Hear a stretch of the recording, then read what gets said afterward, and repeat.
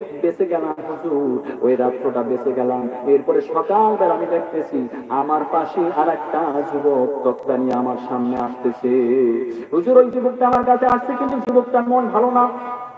আমরা সাগরের মাঝখানে আল্লাহর কাছে তওবা করতেছিলাম, কাঁদতেছিলাম, আল্লাহ তুমি আমাদেরকে রক্ষা করো। আর যুবকের তো পছন্দ খারাপ। এমন যুবকটা ওই সাগরের মধ্যেও একটা তক্তার উপর ভেসে আছে। তারপরেও আমার তক্তার মধ্যে তিনি আসলেন আর বললেন, মহিলা তুমি দ্রুত আমার মনের বাসনা পূরণ না করলে তোমার অবস্থা শেষ করব।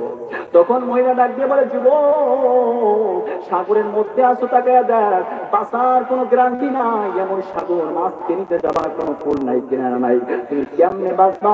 এই মুহূর্তে তোমার এত খারাপ ইয়াত নিয়ে যাও, তোমার যেন আল্লাহ ধ্বংস করে দেয়। এই কথা মহিলা বলার পরে এরপর যুবকটা ফেরে না।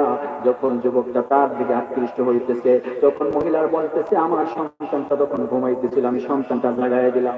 কিন্তু যুবকটা এত পছন্দ।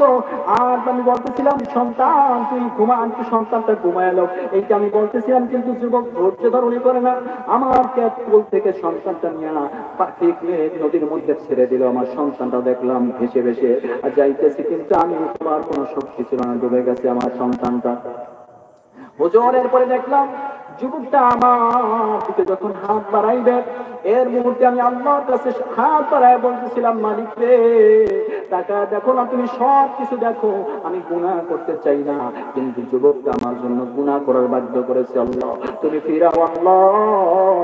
এই কথা বলার সাথে সাথে আমি দেখলাম সাথে সাথে আমার দোয়া কবুল হয়ে গেছে।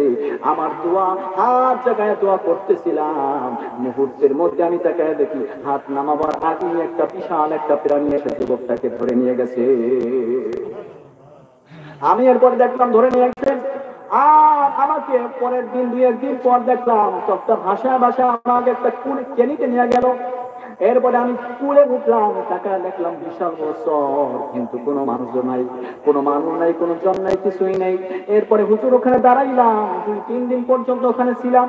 এরপরে আমি দেখলাম একটা জাহাজ আসতেছে, আমি একটা টিলার উপরে উঠলাম আর কাপড়টা লড়াইলাম, কিন্তু দেখতেছি যে লড়ার ফলে জাহাজ আমার দিকে আকৃষ্ট হয়ে তারা একটা নৌকায় 3 জন ব্যক্তি আমার দিকে পাঠায় দিছে। পাঠায় দেওয়ার পরে তারা আসছে আর বলতেছে, তুমি মনে হয় কোনো এখানে মনে হয় ডুবিয়া গেছিলে, এরপরে মনে হয় আসছো, দ্রুত আমাদের নৌকায় এসো। এরপরে তাকে আমার তার নৌকা চড়াইয়া জাহাজের মধ্যে উঠাইলো। তাকায় দেখতেছি যেই সন্তানটা ওই যুবক ফালাইয়া দিছিল, সন্তানটা ওই জাহাজের মধ্যে বসা আছে। হুজুর, এরপরে আমি আল্লাহর কাছে এই জন্য এরপরে সন্তানটা পাওয়ার সাথে সাথে আমি কোলের মধ্যে জড়ায় নিলাম। ওই ব্যক্তিরা বলতেছিল, এই ব্যক্তি তো পাগল, কারণ সন্তান আমরা পেয়েছি, আমাদের সন্তান। মহিলা কেন সন্তানটা জড়ায় নেয়? তারা বলতেছে, মহিলা তুমি কি পাগল হয়েছে নাকি? মহিলা বলে, না না, পাগল হই নেই, সন্তানটা আমার কলিজার টুকরো। বলে, কেমনে তোমার কলিজার টুকরা? বলে, শোনো, এই কাহিনী সব ঘটনা বলছে। এরপরে ওই ব্যক্তি বলে, শোনো শোনো, তুমি যে ঘটনা বলছো শোনো, আমাদের কাছে কি ঘটনা ঘটছে তুমি কি তা জানবা না? বলে, হ্যাঁ হ্যাঁ জানতে চাই। তখন বলে, আমরা যখন জাহাজ চালাইতেছিলাম, হঠাৎ করে তাকায় দেখি বিশাল বড় একটা মাছ আমাদের জাহাজের সামনে দিয়া এরকম দাঁড় হয়ে গেছে, এরকম পিঠটা জায়গায় দিছে, পিঠের উপরে সন্তানটা ছিল। আর মাছ ডাক দিয়ে বলতেছিল, হে জাহাজের মালিকরা, শোন শোন, তোরা যদি এই সন্তানটাকে না নাও, সন্তানটা মরে যাবে, দ্রুত সন্তানটা নিয়ে যা, না হয় তোদের জাহাজ যেতে দিব না। এরপরে আমরা দ্রুত জাহাজের থেকে ওই সন্তান মাছ থেকে মাটির পিঠে থেকে সন্তানটা উঠাইলাম। উঠাবার পরে এখানে রাখলাম। এরপরে বলে, ভাই বোনরে, এত সুন্দর, এটা তো আল্লাহ লীলা খেলা ছাড়া আর কিছুই না।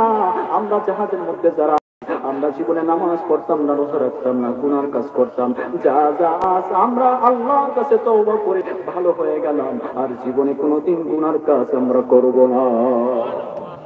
এ ভাইজান, আল্লাহর কাছে যদি তওবা করার মতো করতে পারেন, আজিয়াত জানটা না আল্লাহর কাছে যদি তওবার মতো তওবা করা যায়, আল্লাহ জিন্দেগীর সব গুনাহগুলো মাফ করে দিবেন। এজন্য ভাই, আল্লাহর কাছে খাঁটি দিলে তওবা করলে আমার আল্লাহ জিন্দেগীর সব অপরাধকে মাফ করে দিবেন আমার আল্লাহ। এ ভাই, এজন্য আল্লাহর কাছে তওবা করেন যে, আল্লাহ জীবনে যত গুনাহ করছি তোমার কাছে খাঁটি দিলে তওবা করতে চাই, আল্লাহ তুমি আমাকে মাফ করে দাও। মুসা নবীর কাছে এক ব্যক্তি আসছে, মুসা নবীর কাছে অনেক ব্যক্তি